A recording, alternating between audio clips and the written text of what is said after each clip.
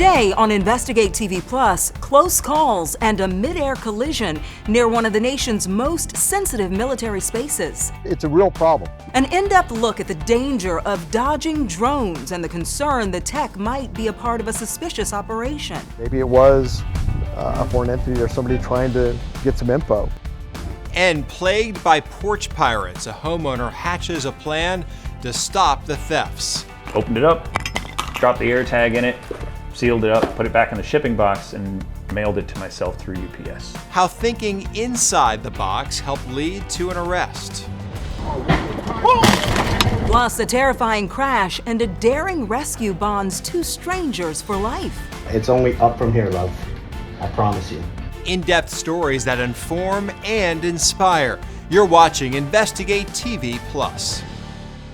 The U.S. military's most advanced fighter jets faced an unexplained threat over the Arizona desert: unmanned drones. I'm Lee Zurich. And I'm Tisha Powell. Experts say the encounters could have ended in disaster. An investigation found in 2022 and 2023, over an 8-month period, the military recorded 22 incidents, and 3 of those took place about 2 hours southwest of Phoenix in restricted airspace critical to U.S. military operations. Investigative reporter Morgan Lowe has an in-depth look at the danger. This is the Camino del Diablo, the Devil's Highway, 130 miles of dirt road that has taken travelers through scenic, rugged, and desolate desert since the 1500s. One reason it's still so isolated today is that it runs through the Barry M. Goldwater Range, where the most modern U.S. military jets pierce the clouds, practicing air-to-air combat and bombing targets on the ground. It's restricted airspace reserved only for military aircraft. But during a 3-month period early last year, something else was sharing the skies with those fighter pilots, something that was not supposed to be out here. That something, aerial drones. According to FAA incident data we reviewed, fighter pilots spotted drones in the range's airspace on December 13th of 2022, January 19th of 2023, and February 14th of 2023. In the January incident, a drone actually struck the rear canopy of an F-16. It's a real problem. Mike Canada is the chair of the Unmanned Aerial Vehicle Program at Embry-Riddle Aeronautical University in Prescott. He says anytime a drone gets near a plane, it has potential for disaster. I think it's akin to a bird strike. I mean, you hit it at the right place on the fuselage or in the cockpit area, yeah, you can bring down an aircraft. Bringing it into land. This is our Matrice 600. Students and faculty at Embry-Riddle work with the most advanced drones available to consumers. This thing is basically a giant payload carrier. But even these drones are unable to reach the altitudes that Air Force pilots reported seeing drones over the Goldwater Range. And one of those drones was big. The pilot reported seeing a 5 to 10 foot wingspan. Aerospace companies build things that size, but that might have been a homemade kit or something doing something on their own. We found no reports that authorities on the range made any arrests or even spotted the drone operators. Officials from Luke Air Force Base and the Goldwater Range say they are not authorized to talk about what happened out here. And we're still waiting for some other records from a different Air Force department. But a 2022 report from the Director of National Intelligence states that unidentified aerial phenomena events continue to occur in restricted or sensitive airspace, highlighting possible concerns for safety of flight or adversary collection activity. Would that be a situation where a drone could be used for like espionage or surveillance? Oh yeah. Why would somebody be interested in using spy drones out here, far away from the Air Force Base? Because of the types of jets that practice in this airspace. So we like to say we're the quarterback on the battlefield. Lieutenant Colonel Tyler Smith flies the Lockheed Martin F-35 Lightning II. We interviewed him for a different story when he described how advanced the F-35 is. It's the leading edge of our combat capability in America. It'll always be at the forefront of any conflict we have for decades to come. And F-35s routinely fly over the Goldwater Range. Sometimes you can hear the jets, but you can't see them. Maybe somebody was just out there trying to film, get a good shot of an F-16 or doing something they weren't supposed to. On the other side of the coin, maybe it was a foreign entity or somebody trying to get some info. Mike Canada, who operated spy drones over Afghanistan and Iraq in his previous career, says it wouldn't surprise him if someone was trying to gain intelligence on the F-35 or other aircraft. One of the things that intelligence agencies do to kind of find out, modus operandi are just watching for 2 or 3 weeks. I mean, how many aircraft come in there, what they're doing, what missions are flying, what they're dropping out there, and you can gather a lot just from that. The range is close to the U.S.-Mexico border, so I checked with Customs and Border Protection, and they said they don't fly drones over the Goldwater Range, but they have seen drones coming up from Mexico. In Phoenix, Arizona, I'm Morgan Lowe. Another threat fighter jet and commercial airline pilots face: laser strikes. The tiny light might not seem like such a big deal when you're up close, but when they're thousands of feet in the air, pilots say that dot can have dangerous consequences. It's disorienting, it can be blinding, and prevents you from seeing anything at all for a few moments. Can you imagine the effect that might have on someone who is just starting to fly an F-35? It could be catastrophic. To see how a laser looks from a mile away, reporter Morgan Lowe hopped in the cockpit with a pilot. You can see its impact for yourself on InvestigateTV.com. Just search laser strikes. Still ahead, is going gluten-free a fad or necessity? We examine the differences in gluten sensitivities and whether passing on pasta and bypassing bread is right for you. But first, an infuriating problem for online shoppers nationwide: porch pirates. It's our stuff. Could you just leave it? How a homeowner was inspired to catch a criminal red-handed. As I got a little bit more zoomed in, I could actually see where they were in the neighborhood. Plus, we'll break down ways you can protect your home against package theft. You can watch Investigate TV Plus anytime online. Just subscribe to our YouTube channel at Investigate TV. You can catch stories and full episodes. It's a crime many have dealt with: porch pirates stealing packages. According to SafeWise, a company that tests and researches home safety products, 3 out of 4 people have been a victim of package theft in their lifetime. And it's a problem that's not slowing down. Nearly 120 million packages were stolen between 2022 and 2023, a 5% increase from the year before. A Kentucky man had several packages taken in less than a week, so he came up with an idea to get one back. Reporter Ward Jawless explains how it even led to an arrest.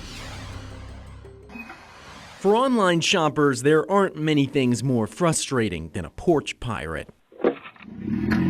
Just ask Louisville homeowner Josh Wade. It's our stuff. Could you just leave it? Could I have it back, please? He's had several packages stolen from his doorstep. Something was taken off the porch. Somebody stopped by and stole some slippers, again, Christmas gifts, off the porch the next day. After having 2 packages stolen in just 2 days, Josh thought something's gotta give. So then he got a clever idea. Why not maybe use one of these Apple AirTags and maybe figure out where these packages are going?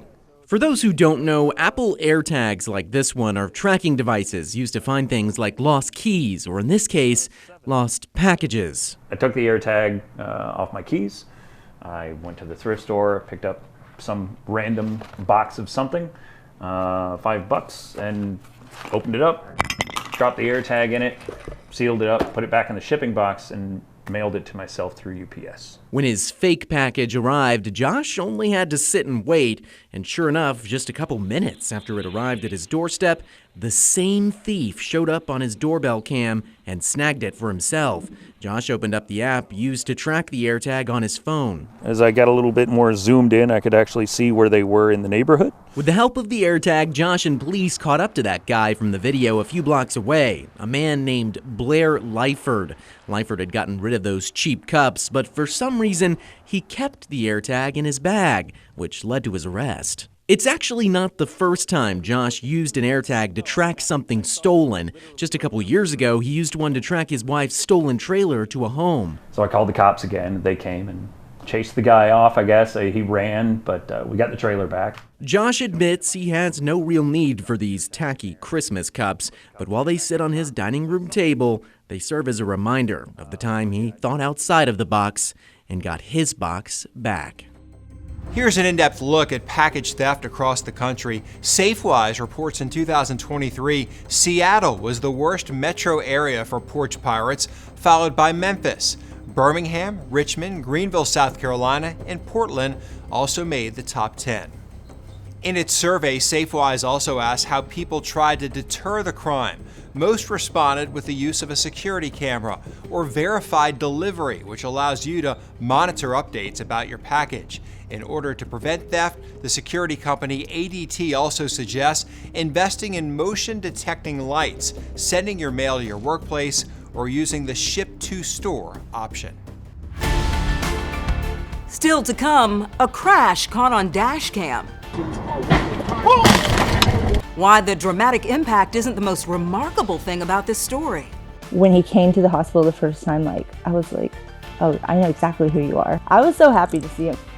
But first, the medical mythbuster weighs the possible benefits and downsides of going gluten-free. If you're eating foods that have gluten in them and you substitute gluten-free products that aren't full of those nutrients, then it would be a problem.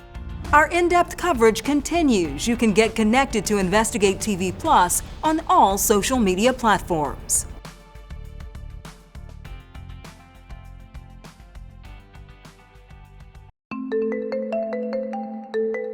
The next time you shop for groceries, check out the gluten-free section. A surge in the number of products on the shelves reflects the popularity of the diet. But is cutting out gluten healthy if you don't have a medical reason to do so? In this medical mythbuster, Viv Williams gets answers from an expert at Duke University. Gluten is a protein found in grains, such as wheat, barley, and rye. Many food products contain it: bread, pasta, baked goods, and cereal. We definitely see a lot of patients in our center who are trying to eat gluten-free, and a lot of them don't know if they really need to. Dr. William Yancey, a Duke University internist, says most people can eat and digest gluten without issue, but people with a particular disease called celiac disease have antibodies that actually attack it like it's a foreign substance. Yancey says this causes inflammation throughout your body and in your small intestine. Symptoms of celiac disease include bloating, diarrhea, constipation, fatigue, malnutrition, osteoporosis or bone loss, and in very rare cases, cancer. Dr. Yancey says a blood test can diagnose celiac disease, and people who have it should not eat gluten. But that's about 1% of the population. If celiac disease is that rare, why, according to the research cited by the Gluten Intolerance Group, are 23% of consumers buying gluten-free products? Yancey says there are many reasons, but first, let's look at the economics of it. The gluten-free industry is big business. A Vantage market research analysis valued the gluten-free product market at more than $6.3 billion, and it's expected to reach $11 billion by 2030.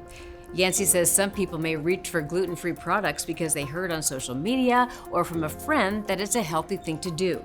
Others say they feel better and sleep better when they don't eat gluten. Yancey says non-celiac gluten sensitivity, or NCGS, may cause similar symptoms to celiac disease, but they're milder often.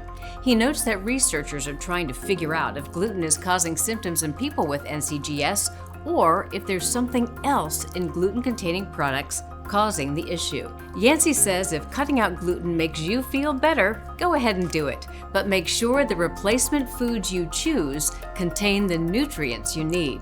So if you're eating foods that have gluten in them and they're high in nutrition, they're whole grain foods, then and you substitute gluten-free products that aren't full of those nutrients, then it would be a problem. So, if you've been diagnosed with celiac disease, don't eat gluten. Otherwise, Yancey says there's no harm in cutting it out, as long as you're still eating a well-balanced diet. With this medical mythbuster, I'm Viv Williams. Reading labels is a great way to make sure any food product is nutritious, but it might be confusing if you don't know what to look for. The FDA has an entire section on its website dedicated to helping you understand the label lingo. Just head to fda.gov/nutritionfactslabel. Up next, a routine morning takes a dramatic turn. An Uber driver braved a burning wreckage to pull a woman to safety. She was screaming in pain, she was yelling in pain, and I kept telling her, it's okay, honey, I know, but we gotta get out of here. And his compassion didn't stop there. So I'm here with Holly. See how he helped to save a life in more ways than one. You can watch Investigate TV Plus anytime streaming online. Get the app for Roku, Amazon Fire TV, and Apple TV. They're free to download.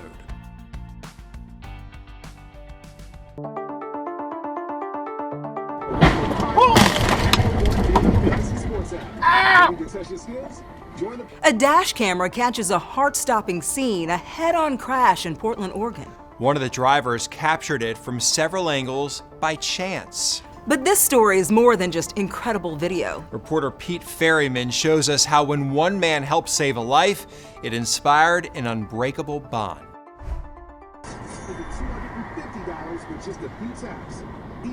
Mike Fung has seen it all over the years, but he never saw it coming.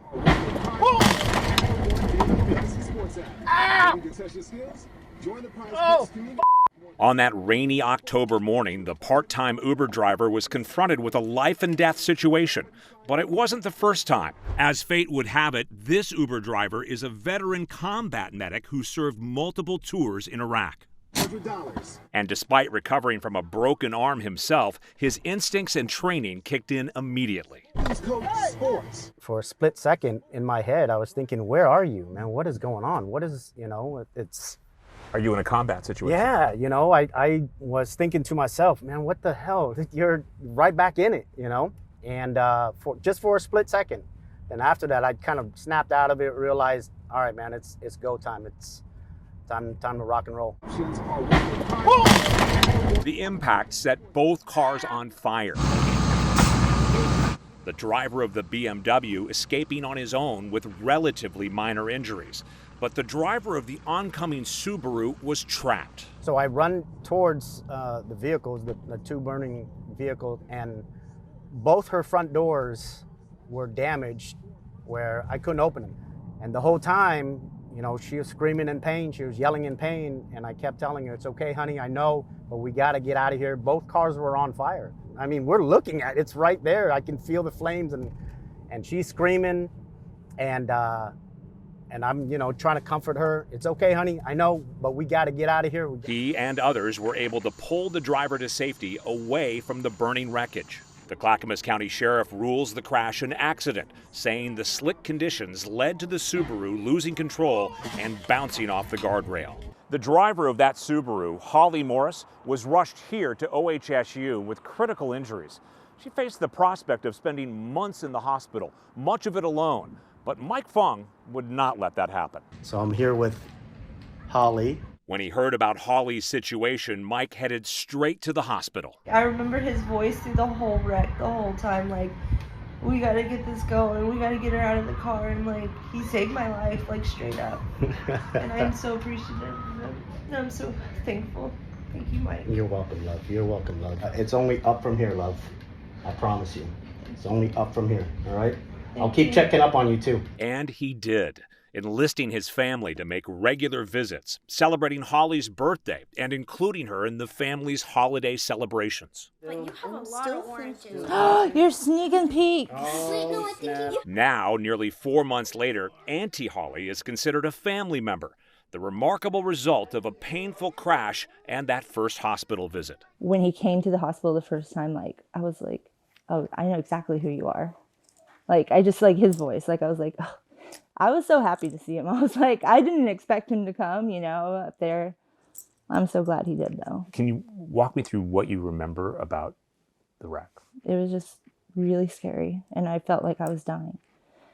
And then Mike came out of nowhere. He literally calmed me down enough to make me like recline the seat and unlock the back door, and luckily that door opened and he was able to pull me out. As she recovers with the support of her Oregon family, Holly is moving forward with immense gratitude, a lesson instilled by the man she calls her guardian angel. He didn't think twice about saving my life, and I don't know what I would have done if he wasn't there. I probably would have died. But I'm very thankful for him. Holly's recovery is continuing slowly but steadily. She ended up spending more than 3 months in the hospital and underwent multiple surgeries. Meanwhile, Mike was recognized for his heroic actions. The Lake Oswego Fire Department recently honored him with their Community Service Award. In Portland, Oregon, Pete Ferryman. Gosh, talk about being in the right place at the right time to be there to help save her life. And he had his own issues, but he didn't did. care. No. He wanted to help her more than anything. Went into action. Pretty impressive. Well, that's it for us on Investigate TV Plus. I'm T. Chappelle. And I'm Lee Zurich. Thanks for watching.